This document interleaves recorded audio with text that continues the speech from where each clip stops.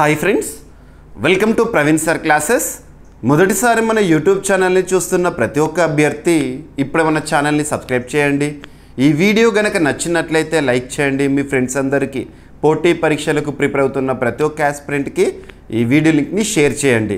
ఇక ఈరోజు ఆగస్టు 24, 2025 వార్తలు నిలిచిన జాతీయ, అంతర్జాతీయ, రాష్ట్రీయాంశాల గురించి, వార్తలు నిలిచిన వ్యక్తులు, అవార్డులు, పుస్తకాలు, మరి క్రీడా సంబంధిత సమాచారం, ఒక్కొక్క అంశాన్ని వివరంగా తెలుసుకుందాం. అంతకంటే ముందుగా నిన్నటి డైలీ కరెంట్ అఫైర్స్ వీడియోలో అడిగిన ప్రశ్నకి వివరణతో కూడిన సమాధానాన్ని చూద్దాము. సో ఇక్కడ క్వశ్చన్ వచ్చేసి రక్షణ రంగానికి సంబంధించి అభ్యర్థులు ఒక విషయాన్ని గుర్తుపెట్టుకోండి. ఏ పోటీ పరీక్ష అయినా, ఏ స్థాయి పోటీ పరీక్ష అయినా రక్షణ రంగానికి సంబంధించి మనం తప్పనిసరిగా ప్రశ్నలు చూసే అవకాశం ఉంది. ఎందుకంటే లాస్ట్ 6 months ఆర్ 1 yearలో రెగ్యులర్గా రిపీటెడ్గా వార్తలు నిలుస్తున్న అంశాల్లో రక్షణ రంగానికి సంబంధించి చాలా అంశాలు వార్తల్లోకి వస్తున్నాయి. మరి అభ్యర్థులు రక్షణ రంగానికి సంబంధించి వేటిపైన ఎక్కువగా ఫోకస్ చేయాలి అంటే, ఫస్ట్ వార్తలు నిలుస్తున్న విన్యాసాలకి సంబంధించి ఎక్సర్సైజెస్ ఇన్ న్యూస్ అని చెప్పేసి మనం రెగ్యులర్గా డిస్కస్ చేస్తూ ఉంటాం వార్తలు ఇచ్చిన అంశాలను. సెకండ్ వచ్చేసి మన రక్షణ రంగ అవసరాలు తీర్చుకోవడంలో భాగంగా ఏ దేశం నుండి వేటిని దిగుమతి చేసుకుంటున్నాం, డిఫెన్స్ ఇంపోర్ట్స్ అంటాము. నెక్స్ట్ వచ్చేసి ఇటీవల కాలంలో రక్షణ రంగానికి సంబంధించి విడుదలవుతున్న అంతర్జాతీయ నివేదికలు, ఉదాహరణకి SIPRI report, Stockholm international peace research institute report కానివ్వండి, లేదంటే ఇటీవల కాలంలో global fire power index reports లాంటివి కానివ్వండి, చూడండి.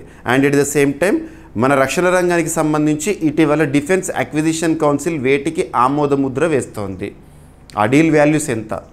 నెక్స్ట్ వచ్చేసి ఇటీవల రక్షణ రంగానికి సంబంధించి వార్తలు నిలిచిన ఒప్పందాలు మన భారతదేశానికి సంబంధించి, ఉదాహరణకి డిఆర్డిఓ బీడిఎల్ ఒప్పందం ఉద్దేశం ఏంటి, ఇలాంటివి. నెక్స్ట్ వచ్చేసి పూర్తి స్వదేశీ పరిజ్ఞానంతో తయారవుతున్న ఆయుధ సంపత్తి, అది ఏదైనా కావచ్చు, డ్రోన్సే కావచ్చు, రక్షణ రంగానికి సంబంధించి యుద్ధ విమానాలే కావచ్చు, లేదంటే క్షిపణులే కావచ్చు, లేదంటే పెద్ద పెద్ద నౌకలే కావచ్చు, ఇటువంటి వాటిని చూడాలి. మరి ఇక్కడ రక్షణ రంగానికి సంబంధించి ఒక నంబర్ గుర్తుపెట్టుకోవాల్సిన అవసరం ఉంది. ఇటీవల రక్షణ శాఖ మంత్రి రాజ్నాథ్ సింగ్ గారు చెప్పిన ఆ నంబర్ దేనికి సంబంధించి అంటే, భారతదేశంలో రక్షణ రంగ ఉత్పత్తుల విలువకి సంబంధించి. ఆల్రెడీ మనం ఈ టాపిక్ని ఈ ఆగస్ట్ మంత్లో డిస్కస్ చేశాము. ఆ టాపిక్ని క్వశ్చన్గా ఇచ్చాను. క్వశ్చన్ మరొకసారి చూడండి. 2024-25 ఆర్థిక సంవత్సరంలో, అంటే రీసెంట్గా ముగిసిన ఆర్థిక సంవత్సరం 2024 ఏప్రిల్ 1 నుండి 2025 మార్చ్ 31 వరకు. ఆర్థిక సంవత్సరం అంటే ఏప్రిల్ 1 టు మార్చ్ 31 కదా. సో రీసెంట్గా ముగిసిన ఆర్థిక సంవత్సరంలో దేశీయ, సో మన భారతదేశానికి సంబంధించి రక్షణ ఉత్పత్తుల విలువ ఎంతకు చేరుకొని ఆల్ టైమ్ రికార్డుగా నిలిచింది. సో డైరెక్ట్ నంబరు, ఆ వాల్యూ గుర్తుపెట్టుకోండి, 1,50,590 కోట్ల రూపాయలు. గుర్తుపెట్టుకోండి, ఈ నెంబర్ గుర్తుపెట్టుకోండి. ఈ ప్రశ్నకి సమాధానము. ఇటీవల ఈ నెంబర్ని అఫీషియల్గా రాజ్నాథ్ సింగ్ గారు, రక్షణ శాఖ మంత్రి గారు ప్రకటించారు. మరి గడిచిన ఆర్థిక సంవత్సరంతో, అంటే గడిచిన ఆర్థిక సంవత్సరం అంటే దీనికంటే ముందు 2023-24 ఆర్థిక సంవత్సరంలో ఈ వాల్యూ వచ్చేసి మన భారతదేశానికి సంబంధించి దేశీయ రక్షణ ఉత్పత్తుల విలువ అప్పుడెంత ఉండేనట అంటే 1,27,000 crore రూపీస్, 1,27,000 కోట్ల రూపాయలు. మరి అప్పటితో పోలిస్తే ఇటీవల ముగిసిన ఆర్థిక సంవత్సరానికి ఎంత పెరిగిందంటే 18%. గుర్తుంచుకోండి పెరుగుదల. సో ఇటువంటివి చూడాలి. సో రక్షణ రంగానికి సంబంధించి జరుగుతున్న ఎగుమతుల విలువ ఎంత, దేశీయంగా ఉత్పత్తి అవుతున్న విలువ ఎంత, ఇటువంటి వాటిపైన కూడా మనకి ఎగ్జామినేషన్ పాయింట్ ఆఫ్ వ్యూలో క్వశ్చన్స్ అడగవచ్చు. సో ఇక్కడ స్క్రిప్ట్ని చూడండి. 2024-25 ఆర్థిక సంవత్సరంలో దేశీయ రక్షణ ఉత్పత్తుల విలువ 1,50,590 కోట్ల రూపాయలకు చేరింది. ఇది ఆల్ టైమ్ రికార్డుగా నిలిచిందని రక్షణ శాఖ మంత్రి రాజ్నాథ్ సింగ్ గారు ఇటీవల తెలిపారు. గత ఆర్థిక సంవత్సరం అంటే 2023-2024లో అప్పుడు 1,27,000 crore రూపీస్ ఉండే.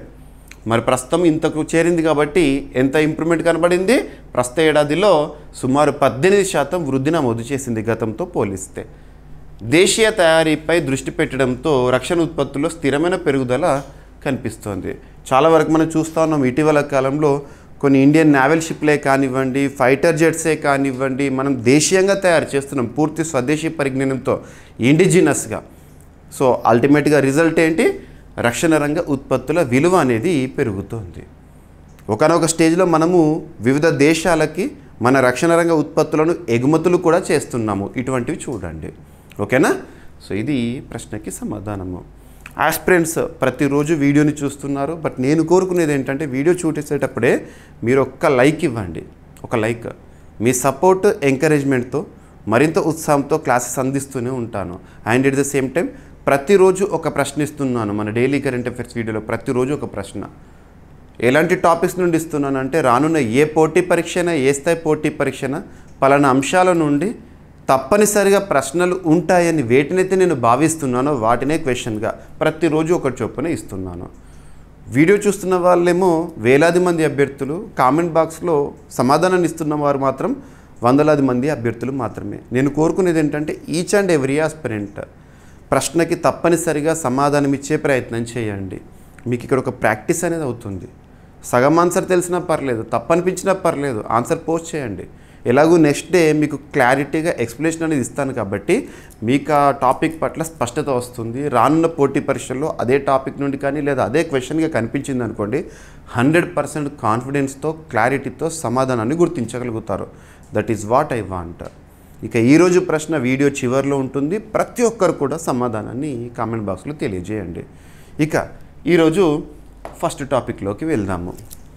వైల్డ్ లైఫ్కి సంబంధించి పోటీ పరీక్షల్లో వైల్డ్ లైఫ్ సంబంధించి రెగ్యులర్గా క్వశ్చన్స్ అడుగుతున్నారు. మరి వైల్డ్ లైఫ్ సంబంధించి వేటిపైన అడుగుతున్నారంటే వైల్డ్ లైఫ్ ప్రాజెక్ట్స్ పైన, వైల్డ్ లైఫ్ సెన్సస్ పైన, అండ్ ఇటీవల కాలంలో వైల్డ్ లైఫ్ రిలేటెడ్గా కేంద్ర ప్రభుత్వం తీసుకుంటున్న కీలక చర్యలు ఏమైనా ఉన్నాయా అటువంటివి. అండ్ ఇక్కడ అబ్జర్వ్ చేస్తే టైగర్ రిలేటెడ్గా, సో టైగర్స్కి సంబంధించి చాలాసార్లు మనము డిస్కస్ చేస్తున్నాం. ఎందుకంటే వార్తల్లోకి వస్తున్నాయి కాబట్టి డిస్కస్ చేస్తున్నాము. ఇక్కడ దేశంలో 2వ అతిపెద్ద టైగర్ రిజర్వ్ అనేది వార్తల్లోకి వచ్చింది. 2వ అతిపెద్ద టైగర్ రిజర్వ్ అఫీషియల్గా. మనం లాస్ట్ 1 మంత్ బ్యాక్ ఏమో భారతదేశంలో 2వ అతిపెద్ద టైగర్ రిజర్వ్గా అతి త్వరలో సుందర్బన్స్ టైగర్ రిజర్వ్ని చూడబోతున్నాం, ఇంకా అధికారిక ఆమోద ముద్ర రావాల్సి ఉంది అని చెప్పాము. ఇప్పుడు రావడం జరిగింది. సో ఈ టాపిక్లోకి వెళ్ళే ముందు బేసిక్గా టైగర్ రిలేటెడ్గా ఎగ్జామినేషన్ పాయింట్ ఆఫ్ వ్యూలో క్వశ్చన్స్ చాలా అడుగుతున్నారు కాబట్టి కొన్ని బేసిక్ పాయింట్స్. భారతదేశంలో ప్రస్తుతం ఉన్న టైగర్ రిజర్వ్స్ ఎన్ని అంటే 58 58 tiger reserves in India at present. మరి 58వ టైగర్ రిజర్వ్ ఏదంటే Madhav national park as tiger reserve అని చెప్పేసి మాధవ్ నేషనల్ పార్క్ని టైగర్ రిజర్వ్గా గుర్తించడం జరిగింది 2025 సంవత్సరంలోనే. సో 58 ఉన్నాయి. ప్రతి ఏటా కూడా టైగర్స్ సంరక్షణ గురించి కానివ్వండి, వాటి పట్ల అవగాహన కల్పించడానికి కానివ్వండి, అంతర్జాతీయ స్థాయిలో ఒక దినోత్సవాన్ని మనం సెలబ్రేట్ చేసుకుంటాం. ఏ రోజుని? జూలై 29th గ్లోబల్ టైగర్ డేగా మనం చూస్తూ ఉంటాము. ఇక టైగర్ విషయానికి వస్తే పులులను సంరక్షించడానికి భారతదేశంలో భారత ప్రభుత్వము 50 ఏళ్ల కింద అంటే 1973లో ప్రాజెక్ట్ టైగర్ని ప్రారంభించింది. రీసెంట్గా 2023 ఇయర్కి ప్రాజెక్ట్ టైగర్ 50 ఇయర్స్తో వార్తల్లోకి వచ్చింది, గుర్తుపెట్టుకోండి. ఇకపోతే ప్రస్తుతం భారతదేశంలో ఉన్న పులులు ఎన్ని అని అడుగుతారు. మరి సెన్సస్ ఇంపార్టెంట్ కదా. టైగర్ సెన్సస్ ప్రస్తుతం అందుబాటులో ఉన్న టైగర్ సెన్సస్ ఏంటంటే 5th tiger census. 5th tiger census 5వ పులుల గణన. Status of tigers in India 2022 నివేదిక 2023 ఏప్రిల్లో రిలీజ్ అయింది. భారత ప్రధాని నరేంద్ర మోదీ గారు కర్ణాటకలోని బందిపూర్ టైగర్ రిజర్వ్ నుండి ఆ రిపోర్ట్ని రిలీజ్ చేశారు 2023లో. టైగర్ సెన్సస్ అనేది ప్రతి 4 ఏళ్ళకి ఒకసారి మనం చూస్తాము. మరి ప్రస్తుతం అందుబాటులో ఉన్న సెన్సస్ అనేది 2022, రిలీజ్డ్ ఇన్ 2023. మరి ఆ గణన ప్రకారము ప్రస్తుతం భారతదేశంలో ఉన్న పులులు ఎన్ని అంటే 3682, గుర్తుపెట్టుకోండి 3682. యాక్చువల్గా రిపోర్ట్ రిలీజ్ చేసిన రోజు 3167 ఉండే, తర్వాత నెంబర్ని సవరించారు, సరిపోతుంది. ఇక టైగర్ సంబంధించి భారతదేశంలో టైగర్ డెన్సిటీని గనక మనం తీసుకున్నాం అనుకోండి, పులుల సాంద్రతను గనక తీసుకున్నాం అనుకోండి, సాంద్రత పరంగా భారతదేశంలో టాప్ పొజిషన్లో ఉండే టైగర్ రిజర్వ్ ఏది అంటే అత్యధిక పులుల సాంద్రత కలిగిన టైగర్ రిజర్వ్ ఏది అంటే బందిపూర్ టైగర్ రిజర్వ్, బందిపూర్ ఎక్కడ? కర్ణాటక. ఇక భారతదేశంలో అతిపెద్ద టైగర్ రిజర్వ్ ఏది అన్నారనుకోండి, విస్తీర్ణ పరంగా, ఏరియా పరంగా అతిపెద్ద టైగర్ రిజర్వ్ ఏదంటే నాగార్జున సాగర్ శ్రీశైలం టైగర్ రిజర్వ్. మన ఆంధ్రప్రదేశ్ తెలంగాణ సరిహద్దులో ఉన్న ఒక టైగర్ రిజర్వ్, అతిపెద్దది. ఇప్పుడు టాపిక్ ఏంటంటే భారతదేశంలో అధికారికంగా రెండవ అతిపెద్ద టైగర్ రిజర్వ్గా గుర్తింపు పొందింది, అధికారిక ఆమోద ముద్ర పొందుతూ సుందర్బన్స్ టైగర్ రిజర్వ్ అనేది వార్తల్లోకి వచ్చింది వెస్ట్ బెంగాల్కి సంబంధించి. మనకు సుందర్బన్స్ అంటే వాస్తవానికి 2 దేశాలు గుర్తొస్తాయి, in between area Bharat Bangladesh సంబంధించి. సో మన ఇండియన్ సైడ్ ఓకేనా టైగర్ టైగర్ రిజర్వ్. సో ఇక్కడ అబ్జర్వ్ చేస్తే 2025 ఆగస్టులో national board for wild life సంస్థ, భారతదేశంలో వైల్డ్ లైఫ్ రిలేటెడ్గా కీలకమైన సంస్థ, వెస్ట్ బెంగాల్ ప్రభుత్వ ప్రతిపాదనకు ఆమోదం తెలిపింది. వెస్ట్ బెంగాల్ రాష్ట్ర ప్రభుత్వం ప్రతిపాదన చేసింది సుందర్బన్స్ టైగర్ రిజర్వ్ ఏదైతే ఉంటుందో దాని ఎక్స్పాన్షన్ కోసం అన్నట్టు. 1044.68 చదరపు కిలోమీటర్లు అదనంగా కలుపుకోవడం ద్వారా సుందర్బన్ టైగర్ రిజర్వ్ విస్తీర్ణం ప్రస్తుతం 3629.57 చదరపు కిలోమీటర్లకు పెరిగింది. ఈ అడిషన్ ఇటీవల ఇంత ప్రాంతాన్ని ఎక్స్ట్రా టైగర్ రిజర్వ్గా గుర్తించారు. దానివల్ల ఇక విస్తీర్ణం మొత్తం ఎంతకు చేరింది? సుందర్బన్స్ టైగర్ రిజర్వ్ 3629.57 చదరపు కిలోమీటర్లకు పెరిగింది. దీంతో సుందర్బన్స్ టైగర్ రిజర్వ్ భారతదేశంలో రెండవ అతిపెద్ద టైగర్ రిజర్వ్గా అధికారికంగా గుర్తింపు పొందింది. ఆల్రెడీ మనం ఈ టాపిక్ని డిస్కస్ చేసాము లాస్ట్ మంత్లో, అప్పుడు ఇంకా అధికారిక ముద్ర రాలేదు. సో పెంచే ప్రయత్నాలు చేస్తుంది వెస్ట్ బెంగాల్ అని చెప్పాము, ఇప్పుడు అఫీషియల్గా పెంచడం జరిగింది ఇక. ఓకేనా? సో ఇక రెండవ అతిపెద్ద అంటే మరి మొట్టమొదటి ఏంటో చూడాలి. మొట్టమొదటి ఏంటంటే భారతదేశంలో నాగార్జున సాగర్ శ్రీశైలం టైగర్ రిజర్వ్, అది ఆంధ్ర తెలంగాణ సరిహద్దులో ఉంది. విస్తీర్ణం వచ్చేసి 3728 చదరపు కిలోమీటర్లు, 3728 చదరపు కిలోమీటర్లు అతిపెద్దది, నెంబర్ 1. సెకండ్ పొజిషన్లో ఇప్పుడు సుందర్బన్స్. ఓకేనా? Sundarbans is famous for mangrove forests, ఇటువంటివి చూడండి. ఓకేనా? సో స్థలం వెస్ట్ బెంగాల్ రాష్ట్రంలోని సుందర్బన్స్ ప్రాంతం ప్రపంచంలో అతిపెద్ద మ్యాంగ్రోవ్ అడవుల వ్యవస్థలో భాగం. ఇది భారత్ బంగ్లాదేశ్ సరిహద్దు ప్రాంతంలో ఉంటుంది. ఓకేనా? ఇక జీవవైవిధ్యం, ఇక భారతదేశంలో చూస్తే 1973లో ప్రాజెక్ట్ టైగర్ ప్రారంభమైంది. ఓకేనా? ఇక నెక్స్ట్ వచ్చేసేసి సుందర్బన్స్ విషయానికి వస్తే 1918 బయోస్ఫియర్ రిజర్వ్గా ప్రకటించబడింది. సుందర్బన్స్ వరల్డ్ హెరిటేజ్ సైట్ 2001లో యునెస్కోచే గుర్తింపు పొందింది, వరల్డ్ హెరిటేజ్ సైట్గా యునెస్కో, గుర్తుపెట్టుకోండి. ఇక దీనికి అదనంగా మీరు ఇంకా అడిషన్ చేసుకోవచ్చు. Big cats alliance, international big cats alliance 2023 సంవత్సరం ఏప్రిల్లో భారత ప్రధాని నరేంద్ర మోదీ గారు status of tigers in India 2022ని లేదా 5th టైగర్ సెన్సెస్ని రిలీజ్ చేసిన తర్వాత ఈ బిగ్ క్యాట్స్ని సంరక్షించాలి, 7 రకాల బిగ్ క్యాట్స్ని సంరక్షించడానికి ఒక ప్లాన్ ప్రకటించారు. ఇక అధికారికంగా 2025 జనవరి 23 డేట్ ఇంపార్టెంట్, ఆ రోజు ఇంటర్నేషనల్ బిగ్ క్యాట్స్ అలయన్స్ అనేది ఫ్రేమ్వర్క్ అనేది అఫీషియల్గా అమల్లోకి వచ్చింది లైబీరియా సంతకంతో. ఎందుకంటే ఫ్రేమ్వర్క్ అమల్లోకి రావాలంటే కనీసం 5 దేశాలు సంతకం చేయాలి. సో అలా లైబీరియా సంతకం చేయడంతో జనవరి 23, 2025 రోజున అమల్లోకి వచ్చింది.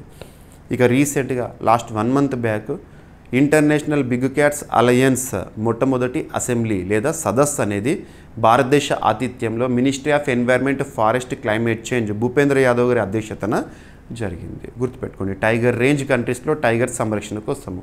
ఇలా అన్నీ లింక్ చేసుకోవాలి. ఒక టాపిక్ వార్తల్లోకి వచ్చిందంటే ఈచ్ అండ్ ఎవ్రీథింగ్ మన మైండ్లోకి రావాలి. పోటీ పరీక్ష ఏదైనా, ఏ స్థాయి అయినా మనకు క్వశ్చన్స్ అనేవి మ్యాక్సిమం కాంటెంపరీ ఇస్తున్నారు, కొంత కన్ఫ్యూజ్ చేసే విధంగా ఇస్తున్నారు. మనం అలర్ట్గా ఉండాలి, ముందు జాగ్రత్త. ఓకేనా? సో ఇది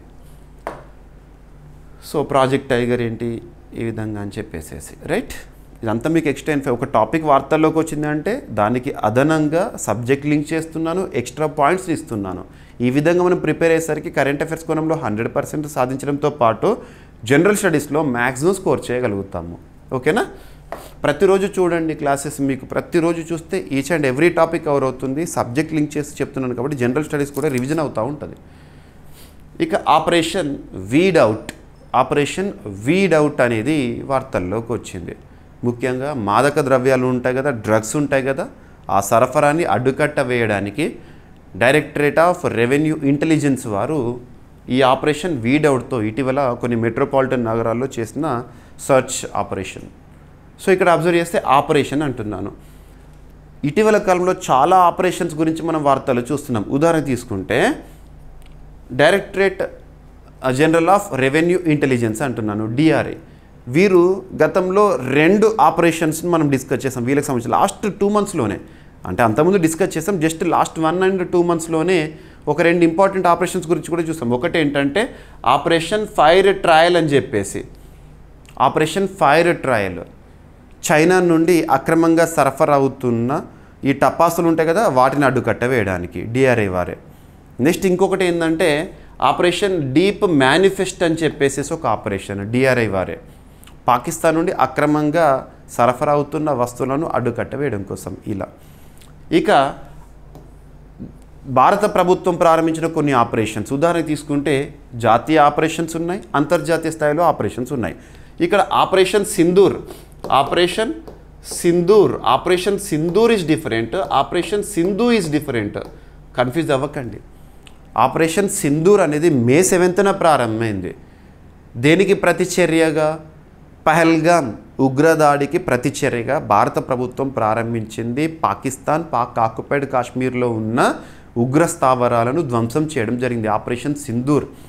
ఇక ఆపరేషన్ సింధు ఏమో ఎవాక్యుయేషన్ ఆపరేషన్. ఎవాక్యుయేషన్ అంటే మన భారతీయులను, విదేశాల్లో చిక్కుకుపోయిన భారతీయులను సురక్షితంగా మన భారతదేశానికి తీసుకురావడానికి భారత ప్రభుత్వం చాలా ఆపరేషన్స్ ప్రారంభిస్తుంది. ఇటీవల సింధు ఆపరేషన్ దేనికి సంబంధించి?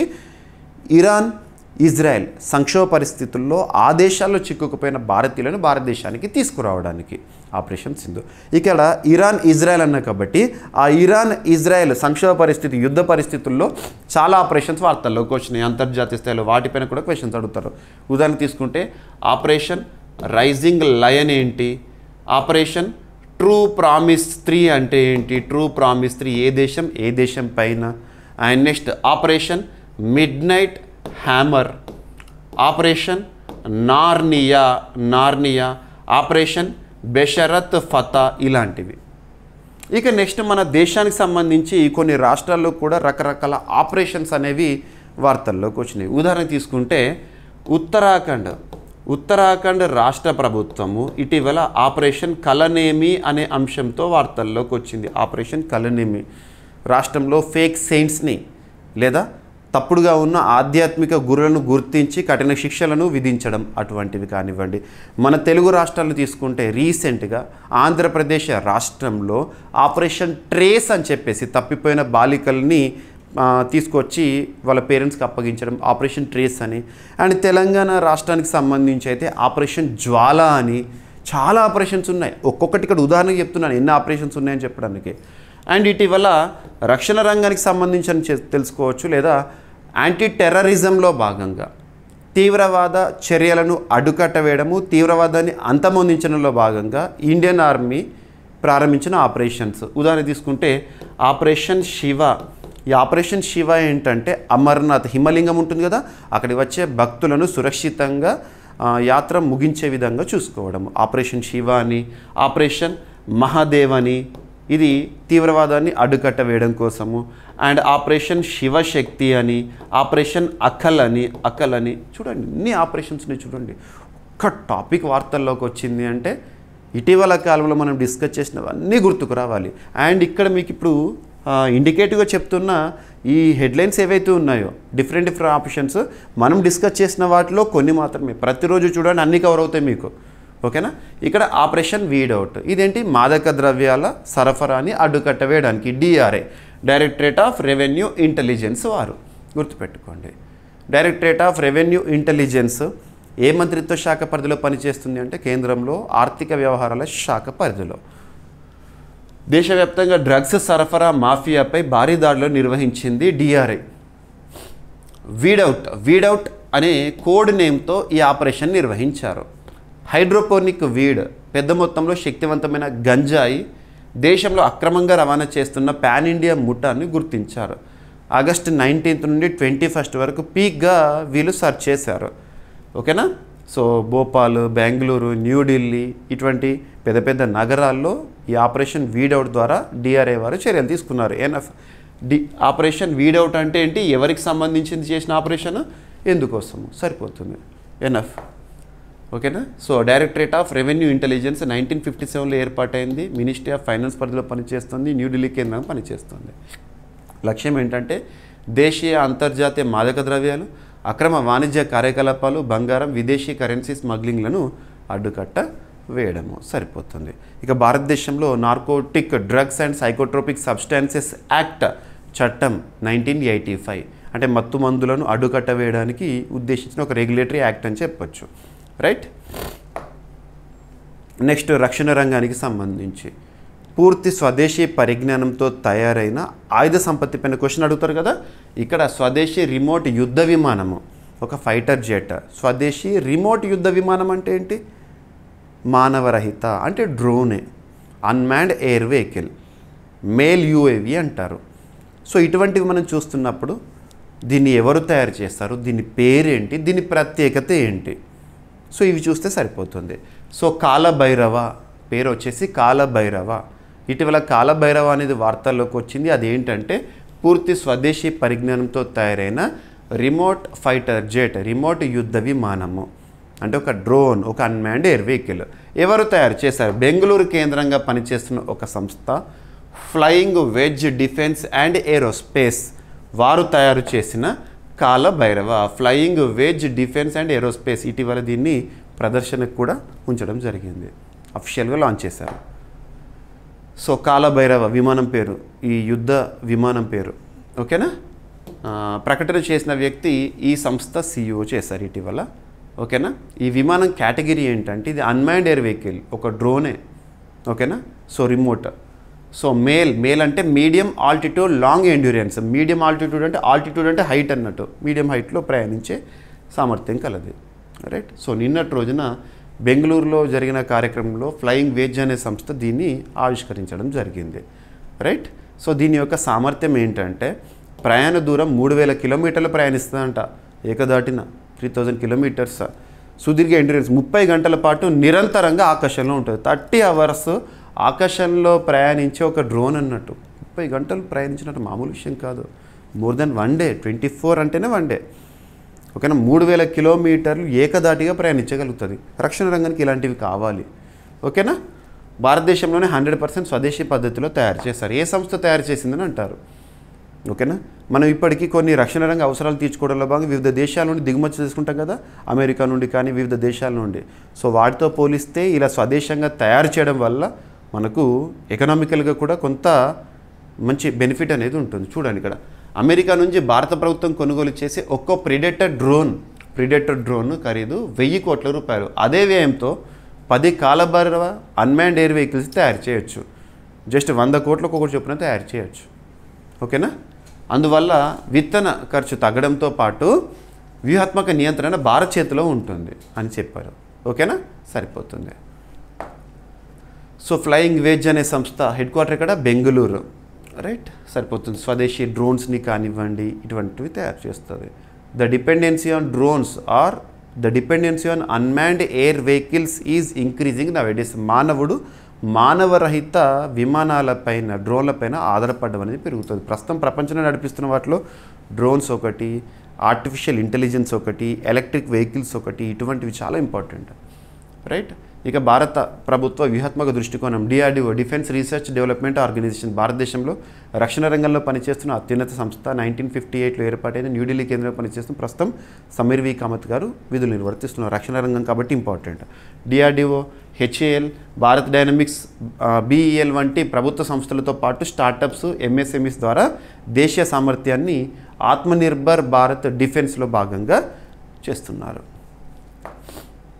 రైట్, ఇక మేల్ యూవ్ అంటే medium altitude long endurance unmanned air vehicle. అంటే ఎంత ఎత్తులో ప్రయాణిస్తుంది? 10,000 నుండి 3,000 అడుగుల ఎత్తులో 24 గంటల కంటే ఎక్కువ నిరంతరంగా ప్రయాణించగలిగే సామర్థ్యం ఉంటుంది దీనికి. ఇక నెక్స్ట్, మొట్టమొదటి, అతిపెద్ద, అతి చిన్న, అతి పొడవైన ఇలాంటి ప్రత్యేక పదాలతో కూడిన కరెంట్ అఫైర్స్ని మనం సూపర్లేటివ్స్గా డిస్కస్ చేస్తున్నాం. సో ఇక్కడ ఒక సూపర్లేటివ్, OpenAI కార్యాలయం భారతదేశంలో ఏర్పాటు చేస్తారంట న్యూఢిల్లీలో. OpenAI అంటేనే మనకేం గుర్తొస్తే ChatGPT. So chat GPT open అయ్యే వారిదే. సో వారికి సంబంధించి ఒక కార్యాలయం, ఒక బ్రాంచ్ని భారతదేశంలో మొట్టమొదటిసారి ఏర్పాటు చేయబోతున్నారు. దానికి సంబంధించి సిబ్బంది రిక్రూట్మెంట్ ప్రాసెస్ కూడా జరుగుతోంది ఎంప్లాయీస్ని. సో అంతర్జాతీయ ఏఐ సంస్థ ఓపెన్ ఏఐ భారతదేశంలో తొలి కార్యాలయం ప్రారంభిస్తున్నట్లు తెలిపింది. ఎక్కడ ప్రారంభిస్తారట అంటే దేశ రాజధాని న్యూఢిల్లీలో. ఇప్పటికే ఉద్యోగ నియామకాలు కూడా ఆ సంస్థలో పనిచేసేందుకు ఎవరైతే ఉద్యోగులు వాళ్ళని రిక్రూట్మెంట్ కూడా చేసుకుంటుంది. అతి త్వరలో కార్యకలాపాలు ప్రారంభము. ఓపెన్ ఏఐ అనేది అమెరికాకు సంబంధించింది. సో భారతీయ వినియోగదారులకు స్థానికంగా మెరుగైన సేవలు అందించేందుకు ఉద్దేశించబడింది. చాట్ జీపీటీ సేవలను ఇంటర్నెట్ వేగం, భాషా అనుసరణ, ప్రభుత్వ అవసరాలకు అనుగుణంగా అభివృద్ధి చేయడము. భారత ప్రభుత్వం విద్యా సంస్థలు, డెవలపర్లు, స్టార్టప్లతో కలిసి పనిచేసేందుకు ఉద్దేశించబడింది. ఇక ఓపెన్ ఏఐ అనేది 2015 ఇయర్లో ఏర్పాటైంది. ప్రధానంగా San Francisco, California, USA. Right. ప్రస్తుతం సీఈఓగా ఓపెన్ ఏఐ సంస్థకి ఎవరున్నారంటే శామ్ ఆల్ట్మన్ చెప్పారు. ఈ విషయాలన్నీ కూడా భారతదేశంలో ప్రారంభించబోతున్నాము ఓపెన్ ఏఐ కార్యాలయాన్ని, దేశంలోనే మొట్టమొదటిది అని చెప్పేసేసి. ఓకేనా. ఇక నెక్స్ట్ ఇంకొక సూపర్లేటివ్ టాపిక్, అతిపెద్ద. సో ప్రపంచంలోనే అతిపెద్ద సౌర పార్కుని చైనా టిబెట్లో ఏర్పాటు చేయబోతోంది. టిబెట్ అంటే చైనాకి సంబంధించింది. టిబెట్లో ఏర్పాటు చేయబోతోంది. సో ప్రస్తుతం ప్రపంచంలో చాలా దేశాలు సౌరశక్తిని ఉత్పత్తి చేయడం పైన డిపెండ్ అవుతున్నాయి. మొదటి స్థానంలో ఇండియా ఉంటుంది ఇటువంటి ఇనిషియేటివ్లో. భారతదేశంలో లాస్ట్ ఇయర్ 2024 ఇయర్ నుండి మనం ప్రధానమంత్రి ముఫ్త్ బిజ్లీ యోజన ఒక రివల్యూషన్ 2015 నుండి సౌరశక్తికి సంబంధించి ఒక అంతర్జాతీయ కూటమి కూడా famous international solar alliance India, France సంయుక్తంగా ప్రారంభించింది. మన భారతదేశంలో హర్యానా గురుగ్రామ్ హెడ్ క్వార్టర్. ఇక సౌరశక్తి ఉత్పత్తిలో ప్రస్తుతం ప్రపంచంలో టాప్ 3లో భారత్ ఉంటుంది, 3rd పొజిషన్లో. ఓకేనా. సో ఇక్కడ టిబెట్లో ప్రపంచంలో అతిపెద్ద సౌర పార్కుని ఏర్పాటు చేయడము చైనా. దాదాపు 610 చదరపు కిలోమీటర్ల విస్తీర్ణంలో సోలార్ ఎనర్జీని ఉత్పత్తి చేయడానికి ఒక సోలార్ పార్క్ని ఏర్పాటు చేస్తుందంట. ఓకేనా. దాదాపు అమెరికాలోని షికాగో నగరం సైజుకి సమానం అంట, అంత పెద్దది. సో ఇటీవల వార్తల్లోకి వచ్చింది, అఫీషియల్గా వార్తల్లోకి వచ్చింది. డైరెక్ట్ సూపర్లేటివ్ టాపిక్స్ పైన ఎగ్జామినేషన్లో క్వశ్చన్స్ ఎలా అడుగుతారంటే ఇటీవల ప్రపంచంలోనే అతిపెద్ద సౌర పార్కుని ఏ దేశం ఏర్పాటు చేస్తుంది, ఎక్కడ ఏర్పాటు చేస్తుంది, ప్రత్యేకత ఏంటి అంటే పెద్ద అంటే విస్తీర్ణం ఎంత, సరిపోతుంది. రైట్. సో పునరుత్పాదక విద్యుత్ ఉత్పత్తిని పెంపొందించడం. ప్రస్తుతం ప్రపంచంలోని చాలా దేశాలు కూడా రెన్యూవబుల్ ఎనర్జీ వైపు ప్రయాణిస్తున్నాయి. ఈ కన్వెన్షనల్ ఎనర్జీస్ని తగ్గించుకుంటున్నాయి. ఓకేనా. ఇక చైనా దేశ వివరాలు. రాజధాని బీజింగ్, కరెన్సీ యువాన్. ప్రస్తుతం అధ్యక్షుడు షీ జిన్పింగ్. భారత ప్రధాని నరేంద్ర మోదీ గారు ఈ మంత్ ఎండ్లో జపాన్, చైనా పర్యటనకి వెళ్ళబోతున్నారు. చైనాలో ఎస్సీఓ శిఖరాగ్ర సదస్సు జరగబోతోంది. ఇటీవల భారత చైనా సంబంధాలు మళ్ళీ పునఃప్రారంభం అవుతున్నాయి. కొన్ని ఇంపార్టెంట్ పాసెస్ అనేవి ప్రారంభమవుతున్నాయి. లిపులేక్ ఇటీవల వార్తలోకి వచ్చింది. ఏ 2 దేశాలను కలుపుతుంది, నాతులా పాస్ ఎక్కడ ఉంటుంది, ఇటువంటి చూడండి మనం ఆల్రెడీ డిస్కస్ చేశాము. రైట్. ఇక గాజా లాస్ట్ ఎప్పుడంటే 2023 నుండి 2023 సంవత్సరం నుండి తరచూ వార్తల్లోకి వస్తుంది. ముఖ్యంగా సెప్టెంబర్ ఆ సమయం నుండి 2023 సెప్టెంబర్ సమయం నుండి గాజా స్ట్రిప్ రెగ్యులర్గా వార్తల్లోకి వస్తుంది. ఎందుకు వార్తల్లోకి వస్తుంది అంటే ఇజ్రాయెల్ హమాస్ లేదా ఇజ్రాయెల్ పాలస్తీనా దాడుల కారణంగా. మనం 2023లో చూసాం హమాస్ ఒకేసారి దాడులు చేసింది ఇజ్రాయెల్ పైన. ఇజ్రాయెల్ కౌంటర్గా చేయడం స్టార్ట్ చేసింది, ఇప్పటివరకు జరుగుతూనే ఉంది. ఇజ్రాయెల్ పాలస్తీనా అనేది చారిత్రాత్మకంగా ఉన్న ఒక గొడవ. మరి అందులో ఇజ్రాయెల్ కారణంగా గాజా స్ట్రిప్ ఏదైతే అక్కడ నివసిస్తున్న ప్రజలు ఆకలి కేకలు పెడుతున్నారు. ఇటీవల ఐక్యరాజ్య సమితి ప్రకటించింది గాజాలో ఫెమైన్ అంటే తీవ్ర కరువు అన్నట్టు. డ్రాట్ అంటే కరువు, ఫెమైన్ అంటే కనీసం తినడానికి తిండి కూడా లేని పరిస్థితి అన్నట్టు. ఆకలి కేకలు పెడుతున్నారు, చచ్చిపోతున్నారు అని చెప్పేసి యునైటెడ్ నేషన్స్ ఆర్గనైజేషన్ ప్రస్తుత సెక్రటరీ గారు యాంటోనియో గ్యూటెరస్ గారు చెప్పడం జరిగింది. ఓకేనా. సో ఇక్కడ ఐక్యరాజ్య సమితి గాజాలో అధికారికంగా కరువుని ప్రకటించింది. దీని ప్రకారం సుమారు 5 లక్షల మంది ప్రజలపై పడుతోంది భారము. సో ఇజ్రాయెల్ మానవతా సహాయాన్ని అడ్డుకోవడం వల్ల ఆహార సంక్షోభం తీవ్రమైందని యునైటెడ్ నేషన్స్ ఆర్గనైజేషన్స్ పేర్కొంది.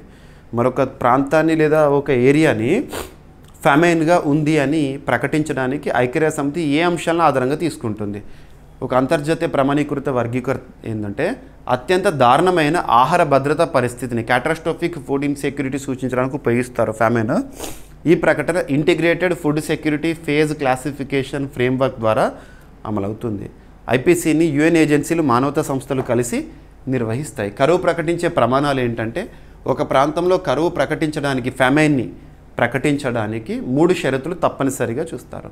కనీసం 20% కుటుంబాలు తీవ్రమైన ఆహార కొరతను ఎదుర్కోవాలి. ఆ ప్రాంతంలో తీవ్రమైన ఆహారం తినడానికి తిండి కూడా లేని పరిస్థితి. 5 సంవత్సరాల పిల్లల్లో 30% మందికి పైగా అక్యూట్ మాల్ న్యూట్రిషన్ అనేది ఉంటే ప్రతి 10,000 మందికి రోజుకు 2 మందికి పైగా మరణాలు సంభవిస్తాయి. గుర్తుంచుకోండి, ఓకేనా. సో గాజా ఇటువంటి ప్రాంతాలు చూడండి.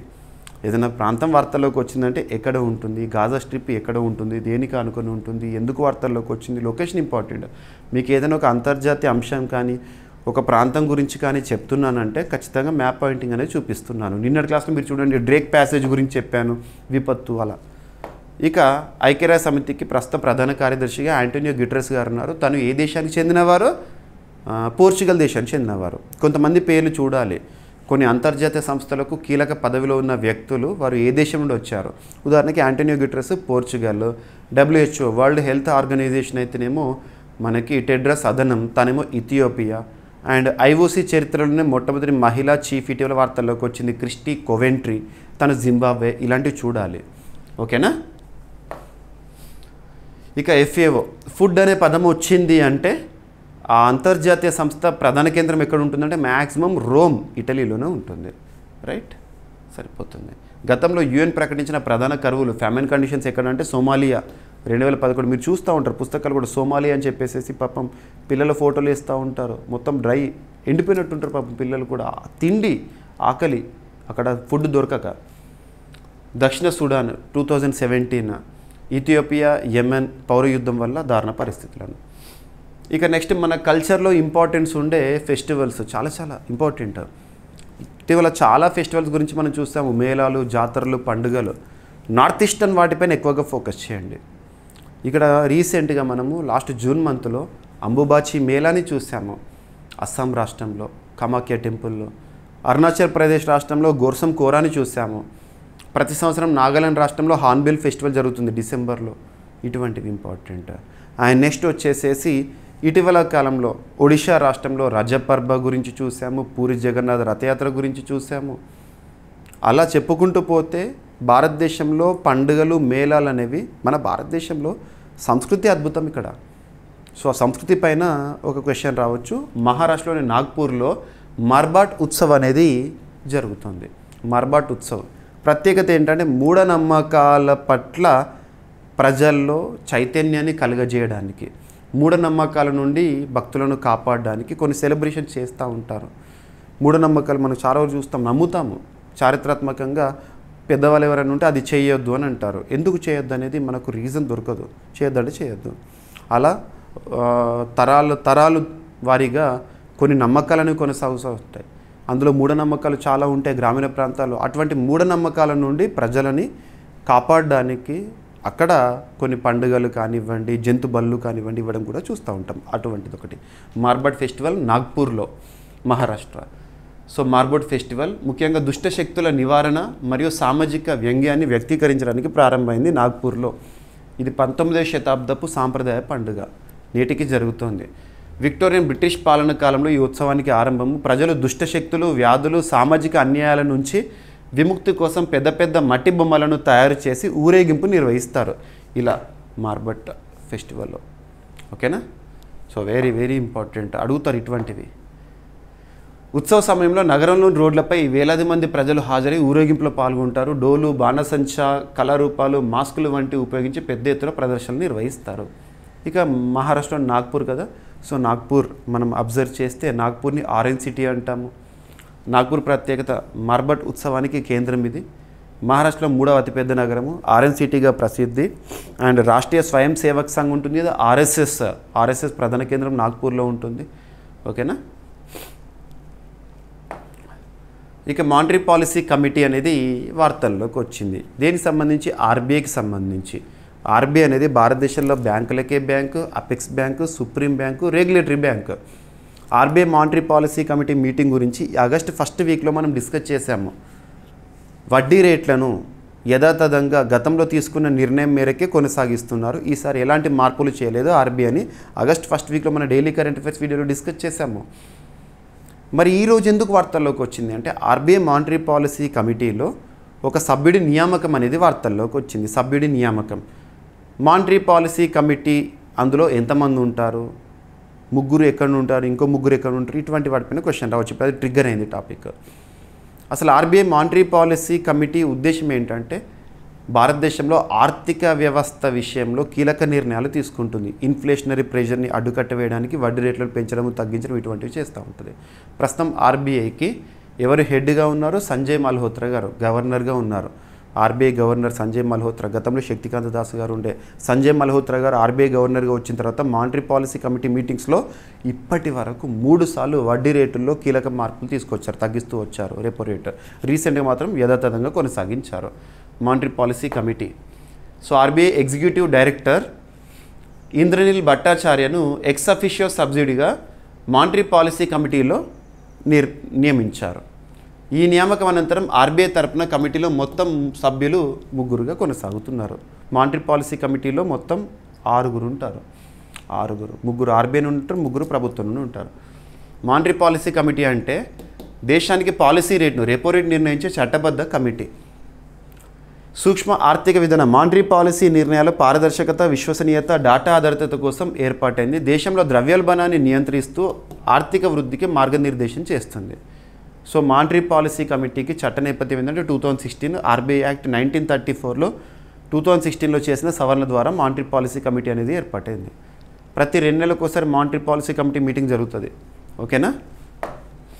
ఇక సభ్యుల సంఖ్య మానిటరీ పాలసీ కమిటీలో ఆర్బీఐలో ఎంతమంది ఉంటారంటే 6 ఉంటారు. ఆర్బీఐ తరపున 3 ఉంటారు. ఓకేనా? గవర్నరు చైర్పర్సన్గా ఉంటారు. డిప్యూటీ గవర్నర్ మానిటరీ పాలసీ బాధ్యతలు ఉంటారు. ఒక ఎగ్జిక్యూటివ్ డైరెక్టర్ ఉంటారు. ప్రస్తుతం ఇంద్రనీల్ భట్టాచార్య గారు నియమితులయ్యారు ప్రస్తుతం, అందుకే ఇది చెప్తున్నాను. సో కేంద్ర ప్రభుత్వం తరపున 3 బాహ్య నిపుణులు ఉంటారు. వారు 4 ఏళ్ల పదవీ కాలంతో ఉంటారు. మళ్ళీ నియమితులు అవ్వడానికి అనర్హులు. So repo rate, SLR, CRR, reverse repo rate ఇవన్నీ కూడా మీకు నేను తరచూ చెప్తున్నాను డెఫినేషన్స్. సరిపోతుంది, రైట్? సో ప్రతి 2 నెలలకు ఒకసారి ఆర్బీఐ మానిటరీ పాలసీ కమిటీ సమావేశం అవుతుంది. అందులో కీలక నిర్ణయాలు తీసుకుంటారు. ఇక ఆర్బీఐ 1 ఏప్రిల్ 1935 ఏర్పాటైంది. ముంబై కేంద్రంగా పనిచేస్తుంది. సంజయ్ మల్హోత్రా గారు ప్రస్తుతము ఆర్బీఐ గవర్నర్గా విధులు నిర్వర్తిస్తున్నారు. ఆర్బీఐ నిర్దేశించిన ద్రవ్యోల్బణం ఇన్ఫ్లేషన్ 4% ±2%. గుర్తుపెట్టుకోండి. ప్రస్తుత ఆర్థిక సంవత్సరంలో ఆర్బీఐ మన దేశ వృద్ధి రేటుని 6.5%గా అంచనా వేస్తుంది. ప్రస్తుత ఆర్థిక సంవత్సరం అంటే 2025-2026కి గాను. ఇక నీతి ఆయోగ్ ఒక రిపోర్ట్ని రిలీజ్ చేసింది. అభ్యర్థులు గుర్తుపెట్టుకోండి, పోటీ పరీక్షల్లో నీతి ఆయోగ్కి సంబంధించి క్వశ్చనే లేకుండా క్వశ్చన్ పేపర్ ఉండదు. ఏదైనా సరే నీతి ఆయోగ్ విడుదల చేసే నివేదికలు లేదా రిపోర్ట్స్ అంటాము, లేదంటే నీతి ఆయోగ్ విడుదల చేసే సూచీలపైన, నీతి ఆయోగ్ తీసుకుంటున్న కీలక నిర్ణయాలపైన క్వశ్చన్స్ వస్తాయి. నీతి Aayog national institution for transforming India భారతదేశంలో 2015 జనవరి 1వ తేదీన అప్పటి వరకు పనిచేసిన ప్రణాళికా సంఘం స్థానంలో అమల్లోకి వచ్చింది నీతి ఆయోగ్. నీతి ఆయోగ్ అనేది రాజ్యాంగబద్ధం కాదు, చట్టబద్ధము కాదు. అంటే రాజ్యాంగంలో లేదు నీతి ఆయోగ్ గురించి, చట్టం కూడా ఏ చట్టం కూడా నీతి ఆయోగ్ గురించి పేర్కొనదు. జస్ట్ క్యాబినెట్ రిజల్యూషన్ ఆధారంగా ఏర్పాటైంది.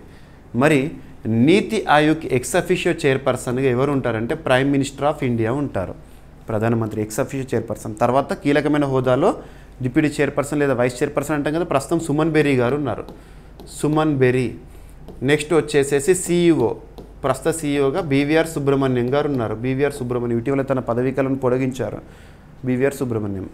నీతి ఆయోగ్ విడుదల చేసే ఇండిసెస్లో రానున్న పోటీ పరీక్షలో తప్పనిసరిగా వచ్చేది ఫిజికల్ హెల్త్ ఇండెక్స్, దానిపైన అడుగుతారు. అటువంటివి చాలా డిస్కస్ చేసాము. ఇక్కడ ఒక రిపోర్ట్ నీతి ఆయోగ్ విడుదల చేసింది. సో ఎప్పుడైనా గుర్తుపెట్టుకోండి, ఏదైనా ఒక నివేదిక గురించి లేదా ఒక బుక్ గురించి మనం చూస్తున్నప్పుడు కవర్ పేజ్ చూడాలి. దానిపైన ఏ లాంగ్వేజ్లో ఉంటే అదే లాంగ్వేజ్లో గుర్తుపెట్టుకోవాలి. ఎగ్జామినేషన్లో ఈ టాపిక్ సంబంధించి డైరెక్ట్ క్వశ్చన్ ఏమడుతుందంటే ఈ రిపోర్ట్ పేరు ఇస్తారు, అది ఎవరు రిలీజ్ చేస్తారంటారు, అంతే. రీసెంట్గా మనం last 10 days back electric vehicles సంబంధించి నీతి ఆయోగ్ విడుదల చేసిన నివేదిక గురించి చూసాము. ఇక్కడ హోమ్ స్టేస్ గురించి. సో రిపోర్ట్ పేరు rethinking home stays navigating policy pathways అనే ఒక నివేదిక ఇటీవల వార్తల్లోకి వచ్చింది. ఎవరు రిలీజ్ చేశారు? నీతి ఆయోగ్ విడుదల చేసింది. ఈ రిపోర్ట్లో గణాంకాలు అవన్నీ కూడా పోటీ పరీక్షల కోరంలో అంత పెద్ద ఇంపార్టెంట్ ఏం కాదు. కాకపోతే రిపోర్ట్ పేరు ఎవరు రిలీజ్ చేశారు సరిపోతుంది. ఓకేనా? సో రీసెంట్గా విడుదల చేశారు. ఎవరి సహకారంతో ఈ నివేదికలో గణాంకాలను పొందుపరిచారంటే internet and mobile association of ఇండియాతో కలిసి రూపొందించింది నీతి ఆయోగ్. భారతదేశంలోని home stay BnB bed and breakfast రంగానికి వ్యూహాత్మక దిశానిర్దేశం ఇవ్వడం కోసము ఉద్దేశించబడింది report. Policy makers, hosts, aggregators మధ్య సంప్రదింపుల ఆధారంగా తయారైంది. ఈ రంగంలో ఉన్న అవకాశాలు, సవాళ్ళు, రెగ్యులేటరీ షార్ట్ఫాల్లపై విశ్లేషణ కోసం ఉద్దేశించబడింది. రైట్. ఇక నీతి ఆయోగ్ ఎప్పుడు ఏర్పాటైంది? 1 Jan 2015. అప్పటి వరకు పనిచేసిన ప్రణాళిక సంఘం స్థానంలో ఏర్పాటైంది. న్యూఢిల్లీ కేంద్రంగా పనిచేస్తుంది. కోఆపరేటివ్ ఫెడరలిజంకి స్ఫూర్తి భారతదేశంలో నీతి ఆయోగ్ సహకార సమాఖ్య విధానానికి. ఇక మాన్యువల్ స్కావెంజింగ్కి సంబంధించి వీరేంద్ర కుమార్ గారు ఇచ్చిన కొన్ని గణాంకాలు. వీరేంద్ర కుమార్ గారు ప్రస్తుతం ministry of social justice and empowerment శాఖకి కేంద్ర మంత్రిగా విధులు నిర్వర్తిస్తున్నారు. మాన్యువల్ స్కావెంజింగ్ అంటే ఏంటంటే మానవుడు తన చేతులతో నేరుగా మానవ వ్యర్థాలను కానివ్వండి, వేస్ట్ ఉంటుంది కదా, వాటిని క్లీన్ చేయడం, సెప్టిక్ ట్యాంకులను కడగడం, ఇటువంటి మనం చూస్తూ ఉంటాం మన ప్రాంతాల్లో కూడా. ఇప్పుడంటే తగ్గిపోయింది. 2013 సంవత్సరంలో దాన్ని ప్రొహిబిట్ చేసింది కేంద్ర ప్రభుత్వం, అధికారికంగా చట్ట రూపంలోకి తీసుకొచ్చింది. Manual scavenging is prohibited in India. ఒకప్పుడు చూసేవాళ్ళం సెప్టిక్ ట్యాంకులోకి లోతుగా మానవుడు దిగడము, సో ఇటువంటివి. ఓకేనా? సో ఇక్కడ అబ్జర్వ్ చేస్తే మరి మాన్యువల్ స్కావెంజింగ్ స్థానంలో ఇటీవల కాలంలో రోబోస్ వచ్చినాయి, బండికూట్ అని చెప్పేసి అటువంటివి వాటిని వినియోగిస్తున్నారు. సో ఇక్కడ కొన్ని గణాంకాలు. దేశంలో 696 మాన్యువల్ స్కావెంజింగ్ రహిత జిల్లాలుగా ఉన్నాయని వీరేంద్ర కుమార్ గారు ministry of social justice and empowerment వారు చెప్పారు ఇటీవల. కేంద్ర సామాజిక న్యాయ సాధికారత శాఖ మంత్రి వీరేంద్ర కుమార్ గారు ప్రకటించిన ప్రకారము దేశవ్యాప్తంగా 696 జిల్లాల్లో మాన్యువల్ స్కావెంజింగ్ రహితంగా ఉన్నాయి. సో మాన్యువల్ స్కావెంజింగ్ని కంప్లీట్గా నిర్మూలించిన జిల్లాలు. మాన్యువల్ స్కావెంజింగ్ అంటే మానవ విసర్జిత మాన్యువల్ హ్యూమన్ వేస్ట్ను చేతులతో ప్రాథమిక భద్రతా పరికరాలు లేకుండా శుభ్రపరిచే వృత్తి. దీనిలో మానవ గౌరవాన్ని, ఆరోగ్యాన్ని హరించే అంశాలు ఉండడంతో 1993 నుంచే నిషేధించబడింది. ఇది భారత రాజ్యాంగం ఆధారంగా అమానవీయంగా పరిగణించబడుతోంది. రైట్ టు లైఫ్ ఆర్టికల్ 21 మనం చూస్తాము. జీవించే హక్కు, ప్రాథమిక హక్కు హుందాగా ఉండాలి. ఓకేనా? ఇక మురుగు కాలువలు, సెప్టిక్ ట్యాంకులు కేవలం యంత్రాలతో శుభ్రపరిచే విధానంలో త్వరితగతిన అమలు చేయాలని రాష్ట్ర ప్రభుత్వాలకు ఆదేశాలు జారీ చేసింది. ఓకేనా? సో 2024-25 ఆర్థిక సంవత్సరంలో చూస్తే 86,806 పారిశుద్ధ్య కార్మికులకు భారత ప్రభుత్వం పీపీఈ కిట్స్ కానివ్వండి, వివిధ టూల్స్ కానీ ఇవ్వడం జరిగింది. రైట్. ఇక కొన్ని చట్టాలు మాన్యువల్ స్కావెంజింగ్ ప్రొహిబిషన్ కోసం భారతదేశంలో అమలవుతున్న మొట్టమొదటి చట్టం ఏదంటే the implement of manual scavengers and construction of dry latrines prohibition act 1993. ఏదైనా ఒక చట్టం గురించి చూస్తున్నప్పుడు కన్సర్న్డ్ ఇయర్ అనేది ఇంపార్టెంట్. ఏ సంవత్సరంలో ఆ చట్టం వచ్చింది. అలా మాన్యువల్ స్కావెంజింగ్ని నిషేధించిన మొదటి చట్టం ఇది. ప్రస్తుతం అమల్లో ఉన్న చట్టం రెండవ చట్టం. అదేంటంటే the prohibition of employment as manual scavengers and their rehabilitation act 2013. Manual స్కావెంజర్లకు పునరావాసం, భద్రత, వృత్తి మార్పు, జీవనోపాధి అవకాశాలు కల్పించేందుకు ఉద్దేశించబడింది. ఇప్పటికే మాన్యువల్ స్కావెంజింగ్ని దృష్టిలో ఉంచుకొని భారత ప్రభుత్వము నమస్తే స్కీమ్ లాంటివి కూడా వాటి ద్వారా బెనిఫిట్స్ ఇస్తోంది. వాళ్ళకి కొన్ని టూల్స్ని ప్రొవైడ్ చేయడము, మాన్యువల్ స్కావెంజింగ్ చేయకుండా వాటికి దూరంగా ఉంచడము. అలా నమస్తే స్కీమ్ అంటే ఏంటంటే national action for mechanised sanitation ecosystem. నమస్తే ఫుల్ ఫామ్ ఏంటి అంటారు. మానవ విసర్జిత శుభ్రపరిచే పనులు యంత్రాలతో చేయించేందుకు రూపొందించిన కేంద్ర ప్రభుత్వ పథకము. ఓకేనా? ఇక నెక్స్ట్ ట్రైబల్స్ కోసము, గిరిజనుల కోసము సో ప్రత్యేకమైన ఒక కార్యక్రమం ఆది కర్మయోగి అభియాన్ ప్రారంభమైంది. సో జనజాతీయ గౌరవ వర్ష సందర్భంగా ప్రారంభమైంది. ఇక్కడ ట్రైబ్ అంటే తెగ అంటాము. దేశంలోనే అత్యున్నత చట్టమైన రాజ్యాంగంలో తెగ, ట్రైబ్ అనే డెఫినేషన్ ఏ ఆర్టికల్లో ఉంది అంటే ఆర్టికల్ 366 క్లాజ్ 25. గుర్తుపెట్టుకోండి, డైరెక్ట్ బిట్ ఎగ్జామినేషన్లో అడుగుతారు. ప్రస్తుతం ట్రైబల్ వెల్ఫేర్ కోసం మినిస్ట్రీ ఆఫ్ ట్రైబల్ అఫైర్స్ కేంద్ర గిరిజన వ్యవహారాల మంత్రిత్వ శాఖ పనిచేస్తుంది, గుర్తుంచుకోండి. ఓకేనా. సో ఆది కర్మయోగి అభియాన్ ఉద్దేశం ఏంటంటే world's largest tribal grass root leadership programme launch చేయడం జరిగింది, ఆది కర్మయోగి అభియాన్. సో రీసెంట్గా గిరిజన వ్యవహారాల మంత్రిత్వ శాఖ జనజాతీయ గౌరవ వర్ష సందర్భంగా ప్రారంభించారు. వికసిత భారత్ని దృష్టిలో ఉంచుకొని, వికసిత భారత్ అంటే మన భారతదేశానికి స్వాతంత్రం వచ్చి 100 సంవత్సరాల అద్భుత గడియలు మనం చూసే సందర్భం. ఎప్పుడది 2047. రీసెంట్గా మనం చూసాము ఆజాదీ కా అమృత్ మహోత్సవ్ అని. అలాగా వికసిత భారత్ అంటే 100 ఇయర్స్ సెలబ్రేషన్ వరకు మనం నిర్దేశించుకున్నాం కొన్ని టార్గెట్స్, దేశం ఇటువంటి విషయాలు లక్ష్యాలు సాధించాలని. మరి ఆది కర్మయోగి అభియాన్ ప్రత్యేకతలు ఏంటంటే ప్రపంచంలో అతిపెద్ద గిరిజన గ్రామ స్థాయిలో నాయకత్వ ఉద్యమంగా రూపొందించబడింది. ప్రతి గిరిజన గ్రామానికి నాయకత్వ వ్యవస్థ ఏర్పాటు చేయడము, ప్రజల్లోనే నాయకత్వాన్ని పెంచడం, సర్వీస్ ఓరియంటెడ్ లీడర్లను తయారు చేయడము, ప్రతిస్పందించే పరిపాలన రెస్పాన్స్ గవర్నెన్స్ను బలోపేతం చేయడం కోసము ఉద్దేశించబడింది. అందుకోసం గిరిజన గ్రామాలు లక్ష్యాన్ని చూజ్ చేసుకుంది. అండ్ జిల్లాలు 550, రాష్ట్రాలు కేంద్రపాలిత ప్రాంతాలు మొత్తం 30లో అమలు చేస్తున్నారు. ఓకేనా, గుర్తుపెట్టుకోండి. సో ధర్తీ ఆబా జనజాతీయ గ్రామ ఉత్కర్ష అభియాన్, ఇందులో ఫ్లాగ్ పథకాలు ఏమేమి ఫోకస్ చేస్తున్నారని చెప్పేసి ఇక్కడ ఇవ్వడం జరిగింది. రైట్. సో ప్రస్తుతం గిరిజన వ్యవహారాల శాఖకి కేంద్ర మంత్రి ఎవరు విధులు నిర్వర్తిస్తున్నారంటే జువాల్ ఓరం, శ్రీ జువాల్ ఓరం గారు. ఇక నెక్స్ట్ తెలంగాణకు సంబంధించిన ఒక అంశం వార్తల్లోకి వచ్చింది. ఆంధ్రప్రదేశ్ తెలంగాణ 2 రాష్ట్రాలకి సంబంధించిన వర్ధమాన అంశాలు మనం డిస్కస్ చేస్తున్నాం. మీరు ప్రతిరోజు క్లాస్ చూడండి, ప్రతి టాపిక్ కవర్ అవుతుంది. ఒక్కొక్కసారి 2 రాష్ట్రాలకు సంబంధించిన టాపిక్స్ ఉంటాయి వార్తల్లో, పోటీ పరీక్షల కోణంలో. ఒక్కొక్కసారి ఏదో ఒక రాష్ట్రానికి సంబంధించి ఉండొచ్చు, ఒక్కొక్కసారి ఏ రాష్ట్రానికి సంబంధించి కూడా ఉండకపోవచ్చు. ఎగ్జామినేషన్ పాయింట్ ఆఫ్ వ్యూలో ఏవైతే ఇంపార్టెంట్ వాటిని ఖచ్చితంగా డిస్కస్ చేస్తాను. ప్రతిరోజు చూస్తే అన్నీ కవర్ అయిపోతాయి. ఇక్కడ తెలంగాణకు సంబంధించి సెమీకండక్టర్ రంగానికి సంబంధించి ఒక ఒప్పందం అనేది వార్తల్లోకి వస్తుంది. ప్రస్తుతం సెమీకండక్టర్ పైన భారత ప్రభుత్వం ఎక్కువగా ఫోకస్ చేస్తుంది. సెమీకండక్టర్ మిషన్ని కూడా ప్రారంభించింది. గతంలో సెమీకండక్టర్స్ విషయంలో ప్రపంచంలో మోనోపాలీ తైవాన్ ఉండే. ఇప్పుడు భారత్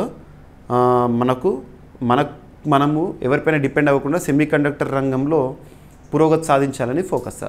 సో తెలంగాణ తైవాన్ భాగస్వామ్యం అనేది వార్తల్లోకి వచ్చింది. సెమీకండక్టర్ విషయానికి సంబంధించి తెలంగాణ రాష్ట్ర ఉన్నత విద్యా మండలి TSCHE మరియు technology chip innovation programme TCHIP సంయుక్తంగా భాగస్వామ్యంలోకి ప్రవేశించాయి.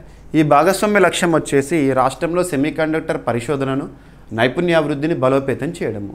సెమీకండక్టర్ రంగాన్ని 2030 నాటికి 10,000 మంది సెమీకండక్టర్ నిపుణులను శిక్షణ ఇవ్వాలని లక్ష్యంగా పెట్టుకున్నారు. తైవాన్ సంస్థలతో కలిసి పనిచేసే ఈ ఒప్పందం ద్వారా ప్రపంచ స్థాయి నిపుణ్యత తెలంగాణ యువతకు అందుబాటులోకి వస్తుంది.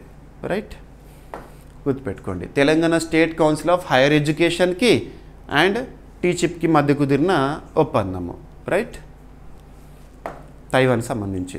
ఇక వార్తల్లో వ్యక్తి.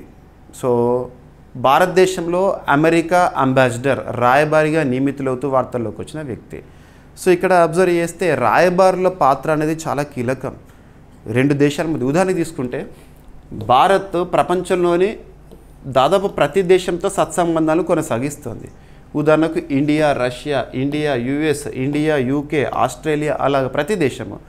అలా ఉదాహరణకి ఇండియా, ఆస్ట్రేలియా 2 దేశాలు తీసుకోండి, లేదా ఇండియా, అమెరికా 2 దేశాలు తీసుకోండి. ఈ 2 దేశాల మధ్య కుదిరే ఒప్పందాలు ఉంటాయి కదా, ఆ ఒప్పందాలను పర్యవేక్షించడానికి, ఇరు దేశాల మధ్య బంధాలు అనేవి సత్సంబంధాలు ఉండడానికి రాయబారులు ఉంటారు. భారతదేశం నుండి ఒకరేమో ఆ దేశంలో, అమెరికా, ఆస్ట్రేలియా, అలా ఒక్కొక్క దేశంలో ఒక్కొక్కరు ఉంటారు. ఆయా దేశాల నుండి భారతదేశంలో ఒక్కొక్క దేశంలో ఒక్కొక్కరు ఉంటారు. వీళ్ళు రాయబారులు.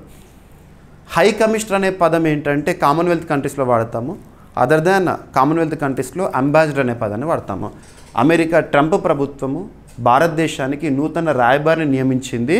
అంబాసిడర్ని తన పేరేంటి అని అంటుతారు. So Sergio Gor. So Trump appoints loyalist Sergio Gor as US ambassador to India. భారతదేశానికి పంపడం జరిగింది. ఓకేనా, గుర్తుపెట్టుకోండి. ప్రజెంట్ ఎరిక్ గార్సెట్టి ఉండే కదా, తన స్థానంలో సెర్గియో గార్ వస్తున్నారు. విదేశీ వ్యవహారాల్లో కీలకం వీళ్ళు. సో అమెరికా అధ్యక్షుడు డొనాల్డ్ ట్రంప్ సెర్జియో గార్ను భారతదేశానికి అమెరికా రాయబారిగా, అలాగే దక్షిణ మరియు మధ్య ఆసియా వ్యవహారాల ప్రత్యేక ప్రతినిధిగా నియమించారు రిపబ్లికన్ పార్టీ తరఫున. ఓకేనా. ప్రస్తుతానికి రిపబ్లికన్ పార్టీకి అనుబంధమైన ట్రంప్కు అత్యంత నమ్మక వ్యక్తిగా గార్ ఉన్నారు, తనని నియమించారు. ఇక భారత్ అమెరికా సంబంధాల్లో అమెరికా నుండి పర్యవేక్షించే వ్యక్తి సెర్గియో గార్. ఇక నెక్స్ట్ లార్డ్ స్వరాజ్ పాల్ కన్నుమూస్తూ వార్తల్లోకి వచ్చారు. ఒక ఎన్ఆర్ఐ బ్రిటన్లో సెటిల్. సో ఇటీవల వృద్ధాప్య అనారోగ్య సమస్యల కారణంగా మరణించారు. భారతదేశం నుండి పద్మ పురస్కార గ్రహీత కూడా. సో ఇక్కడ తన గురించి చూస్తే 21 ఆగస్టు 2025 రోజున మరణించారు. లండన్ యునైటెడ్ కింగ్డమ్లో మరణించారు. తన వయసు 94 ఇయర్స్. వృద్ధాప్య అనారోగ్య సమస్యలు. ఓకేనా. 1931లో జలంధర్ పంజాబ్ ప్రాంతంలో జన్మించిన వ్యక్తి. సో భారతీయ మూలాలు కలిగిన బ్రిటిష్ పారిశ్రామికవేత్త, యునైటెడ్ కింగ్డమ్లో ఒక శక్తివంతమైన బిజినెస్ లీడర్గా ఎదిగిన వ్యక్తి. సో వాళ్ళ బ్రిటిష్ హౌస్ ఆఫ్ లార్డ్స్ రాజకీయాల్లో కూడా తనదైన గుర్తింపు పొందిన వ్యక్తి. భారత ప్రభుత్వం తనకి 1983లో పద్మభూషణ్ పురస్కారం ఇచ్చి కూడా సత్కరించింది. గుర్తుంచుకోండి. తను ఒక ఫౌండేషన్ స్థాపించాడు, అంబికా పాల్ ఫౌండేషన్ అని. దాని ద్వారా బాలల సంక్షేమం కోసం ప్రత్యేకంగా చొరవ తీసుకున్నారు. ఇక నెక్స్ట్ ఏపీకి సంబంధించి ఒక వ్యక్తి నియామకం. ఆంధ్రప్రదేశ్ స్పేస్ టెక్ అకాడమీకి నూతనంగా ఎవరు నియమితులవుతూ వార్తల్లోకి వచ్చారో అంటారు. సో ఇక్కడ అబ్జర్వ్ చేస్తే స్పేస్ టెక్ అకాడమీకి అధ్యక్షుడిగా డాక్టర్ పావులూరి సుబ్బారావు గారు నియమితులవుతూ వార్తల్లోకి వచ్చారు. డాక్టర్ పావులూరి సుబ్బారావు గారు ఏపీ స్పేస్ టెక్ అకాడమీకి. ఇదే ఇంపార్టెంట్ ఇక్కడ. ఓకేనా. జాతీయ అంతరిక్ష దినోత్సవం మనం నిన్నటి రోజు చూసాము. ఆగస్టు 23 రెండవ జాతీయ అంతరిక్ష దినోత్సవం. గుర్తుపెట్టుకోండి. మొట్టమొదటిసారేమో 2024లో చూసాము. మొట్టమొదటి జాతీయ అంతరిక్ష దినోత్సవం ఎందుకు జరుపుకున్నాం మనము? ఆగస్టు 23, 2023ని దృష్టిలో ఉంచుకొని చంద్రయాన్ 3లో భాగంగా చంద్రుని యొక్క దక్షిణ ధ్రువం పైన మనం విక్రమ్ ల్యాండర్ ల్యాండ్ అయిన రోజు 23 ఆగస్టు 2023. ఓకేనా. ఇక క్రీడలకు సంబంధించి క్రికెట్కి వీడ్కోలు పలికిన Gauhar Sultana. So famous spinner. గత కొద్ది కాలంగా అంతర్జాతీయ మ్యాచ్ల్లో తన ప్రదర్శన లేదు. కాకపోతే విమెన్స్ ప్రీమియర్ లీగ్ ద్వారా మరొకసారి ఇటీవల పర్ఫార్మెన్స్ బాగానే ఇచ్చారు. ఇక క్రీడకి వీడ్కోలు పలుకుతున్నానని. ఏ క్రీడ? క్రికెట్. అంతర్జాతీయ క్రికెట్లో తనదైన ముద్ర వేసిన గౌహర్ సుల్తానా వీడ్కోలు పలుకుతూ వార్తల్లోకి వచ్చింది. ఇలాంటి క్రికెటర్స్ కానీ స్పోర్ట్స్ పర్సన్స్ కానీ వార్తల్లోకి వచ్చారంటే ఏ క్రీడతో సంబంధం ఉన్నవారు, ఏ దేశం చూడండి సరిపోతుంది. సో గౌహర్ సుల్తానా 37 సంవత్సరాల వయసులో మన హైదరాబాద్ చెందిన క్రీడాకారిణి క్రికెట్కి వీడ్కోలు పలికింది. Left arm spinner. రైట్. అంతర్జాతీయ వన్డేలో T20లో తనకంటూ ప్రత్యేక గుర్తింపు తెచ్చుకున్న వ్యక్తి. ఇక ఈరోజు ప్రశ్న ప్రతి ఒక్కరు సమాధానం ఇచ్చే ప్రయత్నం చేయండి. 2025 ఆగస్టు 21న ఏ రాష్ట్రం అధికారికంగా భారతదేశపు తొలి డిజిటల్ లిటరేట్ స్టేట్గా ప్రకటించబడింది? డిజిటల్ లిటరేట్ స్టేట్ అంటే ఏంటి? ఓకేనా.